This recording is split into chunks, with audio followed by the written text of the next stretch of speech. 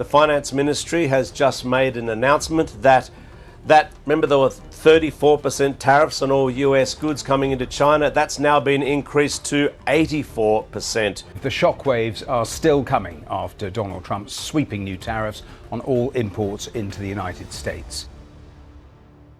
When the announcement came that China had officially ordered the shutdown of all United States manufacturing facilities within its borders, it sent tremors through the global economic landscape. The directive was sudden, decisive, and unapologetically political, following the newly elected President Donald Trump's imposition of sweeping tariffs on America's trade partners. This wasn't a diplomatic gesture. It wasn't a warning. It was a bold retaliatory move, one that signaled the beginning of a seismic shift in international trade relations. Before we start, smash the like and subscribe buttons for more updates. Trump's ascension to the presidency had been marked by his America First agenda, and within his first few days in office, he made good on campaign promises to confront what he viewed as decades of unfair trade practices. In a press conference broadcast globally, he unveiled a series of aggressive tariffs targeting a broad spectrum of imports, from steel and aluminum to electronics and textiles. These tariffs, framed as necessary to protect American jobs and industry, particularly took aim at China, the United States' largest trading partner and a country Trump had long accused of currency manipulation and intellectual property theft. China's response was swift. Within 48 hours, Beijing ordered the complete cessation of all U.S.-owned and operated manufacturing activities across its territory. Multinational giants that had for decades relied on the low-cost, high-efficiency manufacturing backbone that China offered found themselves scrambling. Production lines went dark. Plants were sealed. Workers, many of whom had spent years at these facilities, were suddenly dismissed under the government's directive, with state media making it clear that this was a matter of national dignity and economic sovereignty. This shutdown wasn't just about factories, it was about leverage. China, long aware of its critical role in global supply chains, knew the pressure this decision would place on American businesses. Many of these companies had moved their production offshore to China decades ago, drawn by its skilled labor force, infrastructure, and cost benefits. These operations weren't merely extensions of their brands, they were integral to the functioning of entire sectors, from consumer electronics and automotive to pharmaceuticals and apparel. American corporate leadership was blindsided. Companies that had invested billions into joint ventures and infrastructure within China faced the terrifying reality of watching their operations dismantled almost overnight.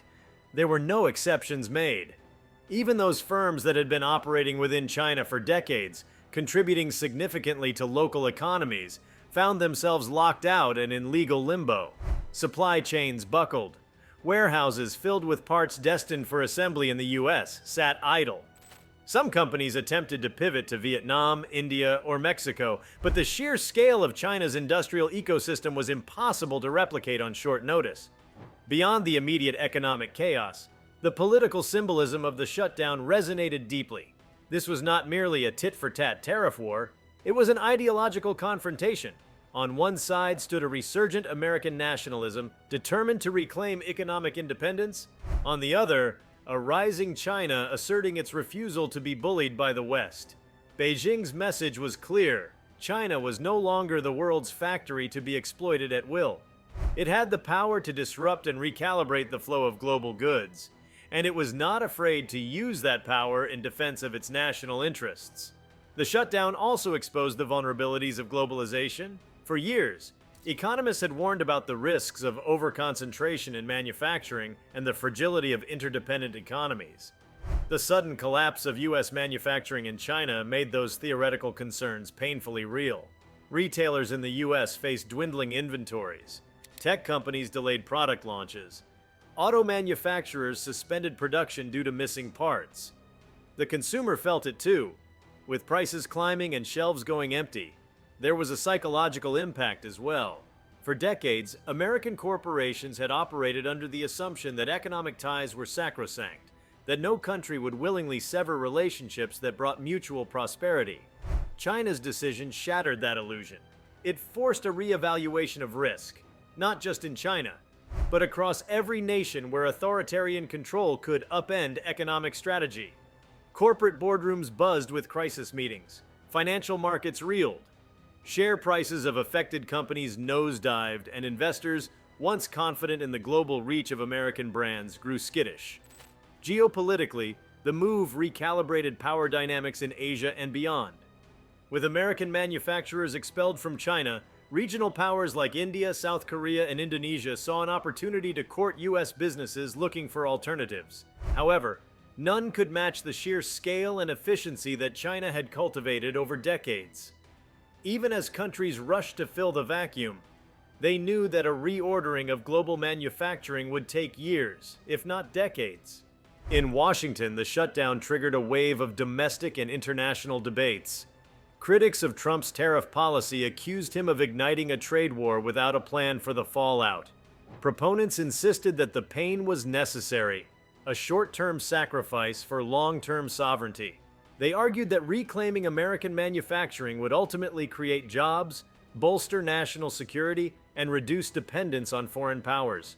Meanwhile, within China, the shutdown was portrayed as a patriotic act. State media celebrated the government's defiance of American pressure, with headlines emphasizing resilience and self-reliance. The Chinese public, conditioned by years of nationalist rhetoric, largely rallied behind the move. Domestic firms, many of which had long resented foreign dominance in high-value manufacturing sectors, saw this as an opportunity to expand and innovate. In the vacuum left by American companies, Chinese enterprises began to fill the gaps, accelerating a long-standing push towards self-sufficiency and technological leadership. At a deeper level, the shutdown signaled a shift in China's global strategy. It was no longer content to be the world's workshop. Beijing was recalibrating its role, from a passive participant in global capitalism to an assertive architect of its own destiny. The Belt and Road Initiative, China's investments in Africa, Latin America, and Central Asia, and its push to internationalize the yuan, all pointed toward a future where it sought to reshape global economic governance. Removing American manufacturers was more than retaliation. It was an expression of that ambition. For American workers, the news was a mix of apprehension and hope. The return of manufacturing, long promised but rarely delivered, seemed closer than ever. But optimism was tempered by the knowledge that decades of offshoring had hollowed out the industrial core. Infrastructure had decayed. Skills had atrophied. Rebuilding would be a monumental task requiring time, investment, and political will. There was no instant fix. Labor unions seized the moment to advocate for worker training programs and infrastructure spending, while lobbyists flooded Capitol Hill seeking subsidies and trade exemptions. Economists debated the merits of decoupling from China, warning of inflation and reduced competitiveness. But amid the noise, one thing was certain: the relationship between the US and China had entered uncharted territory. The ripple effects extended into technology as well. American tech giants with extensive operations in China, both manufacturing and R&D, found themselves in precarious positions. Some had relied on Chinese engineers and infrastructure not just for production, but for innovation. The shutdown cut off this talent pipeline. In response, companies began ramping up hiring in Taiwan, South Korea, and even domestically. But just like in manufacturing, the transition would be expensive and slow.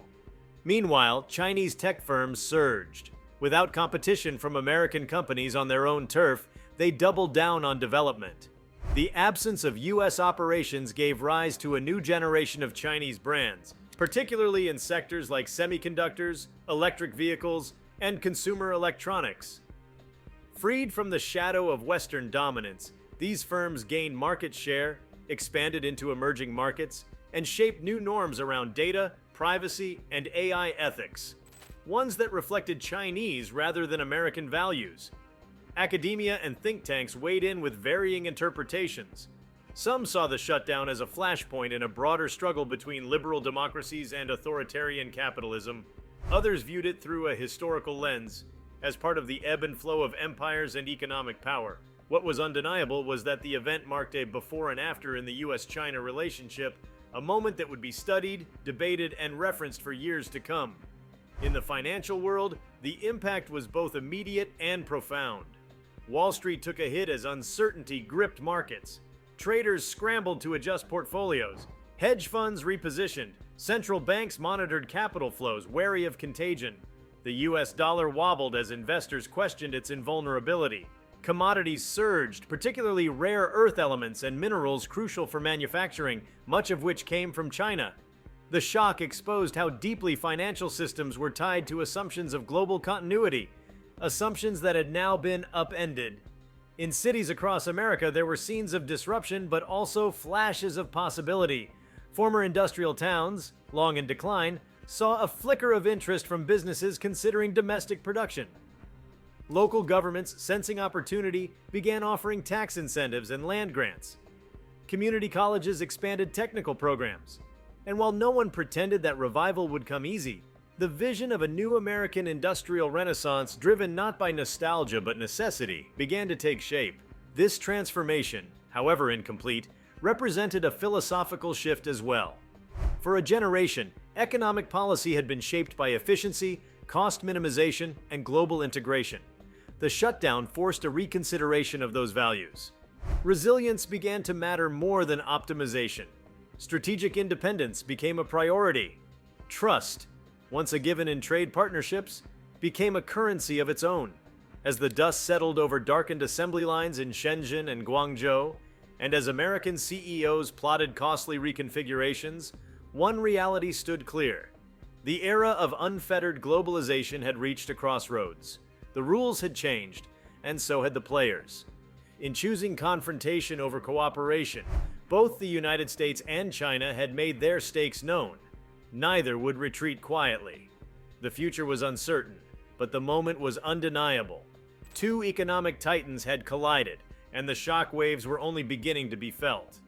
While the initial shock of China's shutdown of all U.S. manufacturing operations gripped headlines, what unfolded next was a complex web of recalibrations that went far beyond immediate trade implications.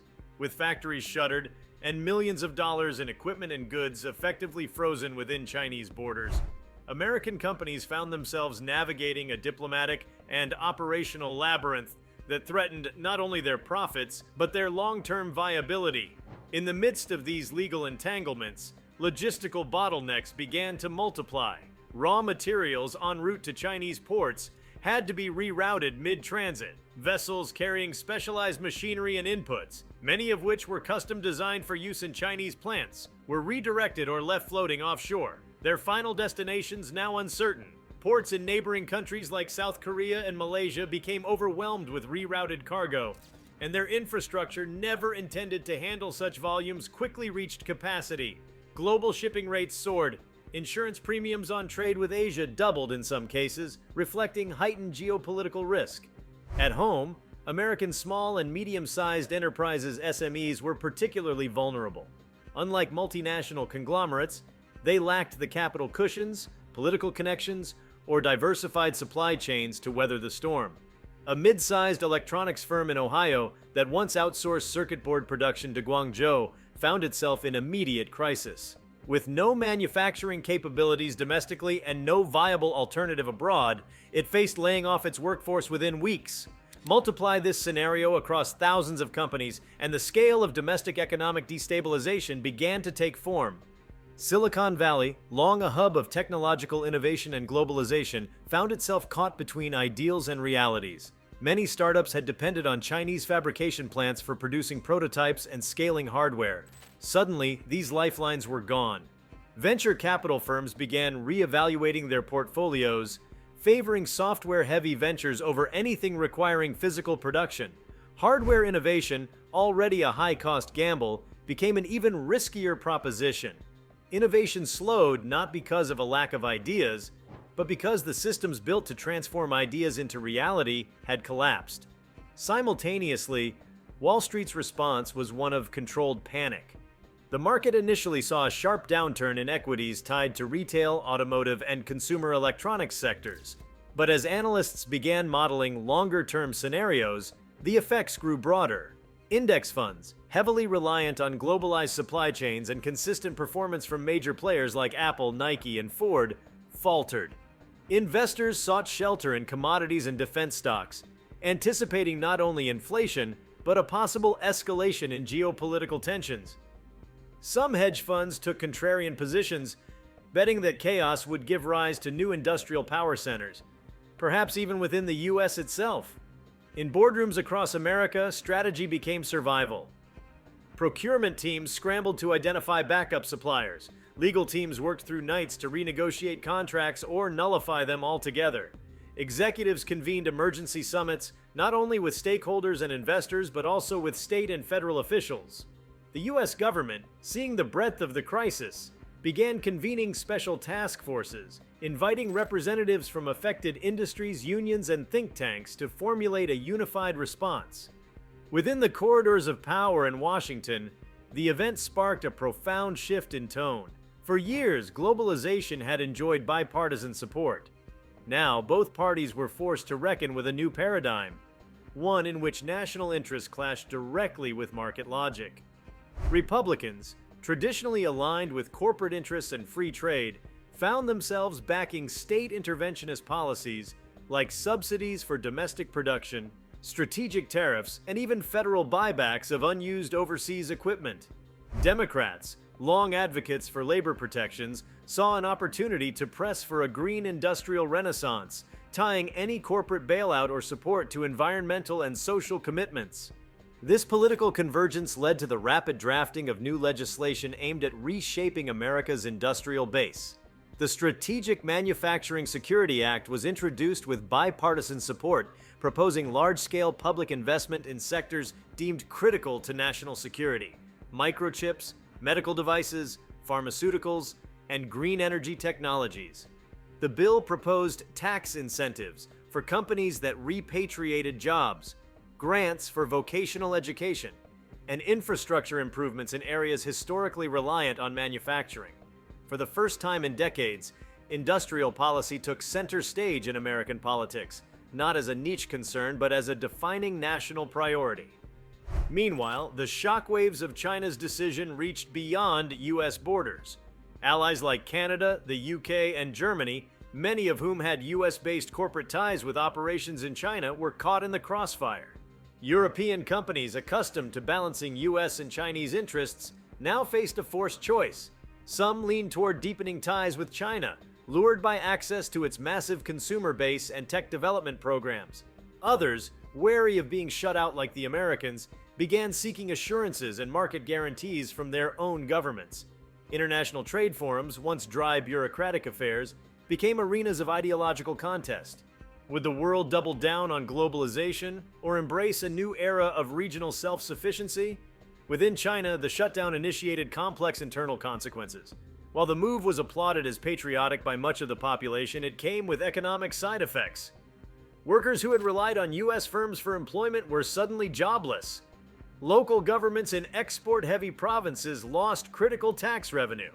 Chinese manufacturers that had formed long-standing partnerships with American firms saw their order books vanish.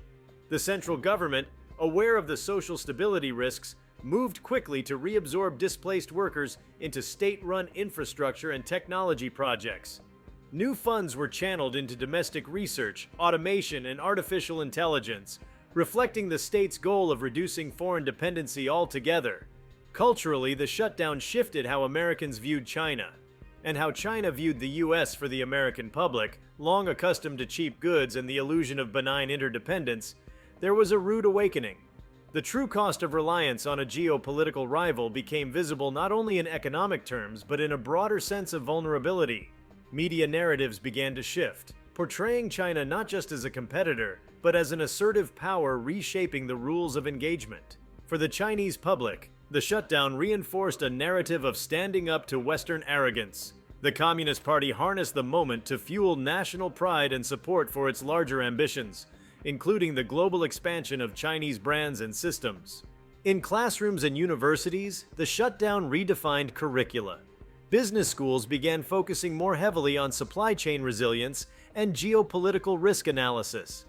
International relations programs revisited the post-Cold War order, using the US-China rupture as a case study in the limits of liberal economics. Students, once encouraged to study abroad in China or pursue careers in multinational firms, now considered paths in domestic manufacturing policy and national security. A new generation was being shaped by a moment of rupture rather than expansion. Across America's heartland, local communities wrestled with the duality of crisis and opportunity. Some towns saw the return of idle factories, reopening with the promise of high-paying jobs and technological upgrades. Others struggled to attract investment, caught between federal initiatives and private sector hesitation. State governors lobbied aggressively for attention and funds, pitching their regions as ideal for new production facilities. From the Midwest to the Deep South, a patchwork of new industrial corridors began to emerge, early signs of a remade economic geography. Environmental implications added another layer to the evolving story. With production shifting away from China, questions arose about how greener or dirtier these new facilities might be. Some companies took the opportunity to invest in sustainable technologies, building solar-powered plants or integrating circular economy principles. Others, desperate to regain momentum, opted for speed over sustainability. The U.S. found itself at a crossroads not only of industry, but of climate responsibility. Activists and NGOs pressured the government to ensure that reshoring did not come at the expense of environmental progress. In the diplomatic sphere, the shutdown forced a rethinking of alliances and soft power. Countries across Southeast Asia, previously wary of choosing sides in the U.S.-China rivalry, now found themselves courted aggressively. American diplomats promised investment and military support in exchange for favorable trade terms. China countered with its own offers of infrastructure financing and technology transfers.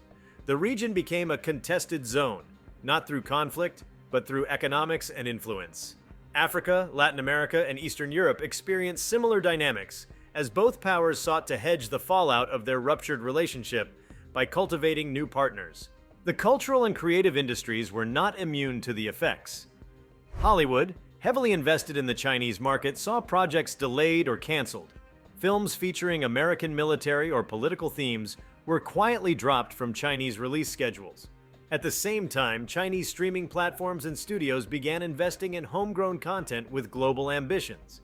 A decoupling of not just products but stories, values, and digital ecosystems began to take shape, an echo of the larger strategic uncoupling playing out in real time. Even within the US, this fracture reshaped consumer behavior. Products once assumed to be inexpensive and readily available, like smartphones, athletic shoes, or kitchen appliances, became more costly or harder to find. Consumers began seeking American-made alternatives, not just out of patriotism, but necessity. This created niche markets and opportunities for new brands emphasizing transparency, sustainability, and domestic roots. Made in America ceased to be a nostalgic slogan and became a marker of resilience and identity in a world of economic uncertainty. At the highest levels of strategy, the U.S. military and intelligence community grew increasingly engaged. The shutdown was interpreted as more than economic retaliation. It was a test. A probe into America's response capabilities, its dependence on foreign infrastructure, and its ability to sustain itself under duress. In closed-door sessions, Pentagon officials debated not only how to secure critical manufacturing sectors, but how to defend them. Cybersecurity strategies were revised. Supply chain monitoring became a national security imperative. What began as a trade story now had military overtones. This vast reshuffling of priorities, relationships, and values made one thing unmistakably clear. The China shutdown had become a catalyst for transformation. It wasn't merely an episode of economic conflict, but a redefinition of what power meant in the 21st century. No longer was economic dominance a question of volume or scale alone. It was about autonomy, adaptability, and narrative control. By ejecting U.S. manufacturing from its soil, China had set in motion a chain of consequences that neither side could entirely predict or contain. Yet despite the volatility and dislocation, there was a growing sense that something foundational was being rebuilt. In towns where sirens once marked the beginning of factory shifts and where silence had reigned for years, there was again noise, of construction, of machines being installed, of people being trained. In think tanks and strategy rooms, the conversation had moved from damage control to design. The path forward would not be easy, but it would be new. Forged not in the pursuit of convenience, but in the crucible of necessity, and that perhaps was the most enduring legacy of the shutdown. Not what it destroyed, but what it forced into existence. A reckoning, a pivot, a reinvention, one born of crisis, but pointing stubbornly toward a future that was still being shaped. As the global economy adjusted to the massive disruption caused by China's unprecedented shutdown of all U.S. manufacturing operations within its borders, a new world order began to take shape, one defined not by incremental policy changes or boardroom decisions, but by the raw momentum of irreversible shifts in structure, strategy, and ideology. While corporations scrambled and governments reacted, the true scale of the transformation became apparent not in any singular policy announcement, but in the mosaic of changes that spread across sectors, borders, and institutions like shockwaves from a deep tectonic shift. In the immediate vacuum left by the withdrawal of American factories from Chinese soil, a fierce race began among emerging economies. Nations that had long operated in China's shadow saw this rupture as their chance to rise. Vietnam, long a rising star in Southeast Asian manufacturing, faced immediate challenges of scale and labor capacity. Nevertheless, it began to receive a flood of inquiries from American companies desperate to restart halted production lines. Industrial parks on the outskirts of Ho Chi Minh City and Hanoi witnessed unprecedented interest. Local governments offered land and tax breaks, but concerns about labor laws, environmental controls, and logistical readiness tempered investor enthusiasm. India positioned itself with ambitious rhetoric. Officials pitched the country as a democratic, English-speaking alternative to China, with a massive workforce and a fast-growing internal market. However, its infamous bureaucracy and underdeveloped transport infrastructure slowed initial attempts to absorb displaced manufacturing. What became clear was that no single country could replicate China's seamless integration of ports, rail, workforce, and supply chains. Instead, a fragmented regional patchwork began to form, with companies breaking down their production processes into modular steps, distributed across various nations to hedge future risk. In Mexico, the consequences were particularly interesting. The geographic proximity to the U.S. made it an obvious contender for relocation. Within weeks of the Chinese shutdown, industrial zones in Monterrey, Tijuana, and Guadalajara reported sharp upticks in demand. Local suppliers, often familiar with North American regulatory standards, were able to scale operations relatively quickly. The shift also created new cross-border dynamics with the United States, with freight corridors becoming heavily trafficked and U.S. customs stretched to process surging volumes. This re-intensified discussions around infrastructure upgrades at the southern border, not for migration this time, but for trade facilitation and logistics. On the human side of this global reshuffling, labor markets began to feel the tremors. The United States saw a sudden demand for skilled manufacturing labor unlike anything in recent decades. Technical schools and vocational training centers, once in decline, found themselves inundated with applications. Programs teaching CNC machining, robotics, quality control, and industrial maintenance began to see enrollment numbers double and triple. Employers began partnering with educational institutions to develop accelerated programs that could produce work-ready candidates in months rather than years. Incentives were offered for displaced workers from the retail and service industries to retrain, creating a cultural shift where blue-collar jobs regained a level of prestige and necessity. Simultaneously, a significant reshaping of the corporate ecosystem took place. American businesses, particularly those in manufacturing-intensive industries, started to redefine their operational priorities. Cost efficiency, while still important, was no longer king. The ability to control the supply chain, ensure transparency, and maintain continuity in times of crisis became paramount. Boardrooms began integrating resilience as a key performance metric. Environmental, social, and governance (ESG) criteria evolved to include supply chain autonomy and regional redundancy. Shareholder reports that, once focused on quarterly profits, now featured breakdowns of manufacturing diversity and geopolitical exposure. Innovation, in the midst of this upheaval, did not stall. It adapted. With their Chinese R&D centers abruptly shuttered or rendered non-operational, American companies began decentralizing innovation across new hubs. Singapore emerged as a key beneficiary. Known for its political stability, cutting-edge infrastructure, and investment in high-tech sectors, it quickly positioned itself as an ideal base for research and prototyping. American companies began to pour funds into joint labs, AI development centers, and biotech startups in the city-state, seeing it as a safer bet for future innovation. Taiwan also experienced a surge in strategic importance. Its dominance in semiconductor production made it an indispensable node in the emerging manufacturing map. The United States, recognizing this critical dependence, accelerated initiatives to expand chip production domestically through partnerships with Taiwanese firms like TSMC. Ground broke on new semiconductor fabs in Arizona and Ohio, and high-level diplomatic missions worked tirelessly to secure long-term agreements ensuring technology transfers, talent exchange, and supply assurances. The sudden spotlight on microchip sovereignty shifted national priorities, with billions allocated to what was increasingly seen as the oil of the digital age. As new industrial alliances formed, the ripple effects reached global finance. The banking sector, ever attuned to shifts in capital flows, recalibrated its risk models. Where once a presence in China had been considered a mark of global seriousness, it now carried a stigma of overexposure.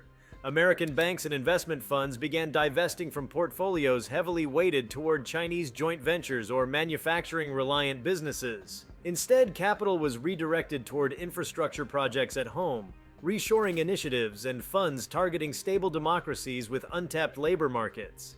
If you like this video, please give it a like and subscribe to our channel. Also, leave your comments below and tell us, what are your thoughts on China's move? Will US manufacturing recover or suffer? We want to hear from you. Thank you for watching and see you next time.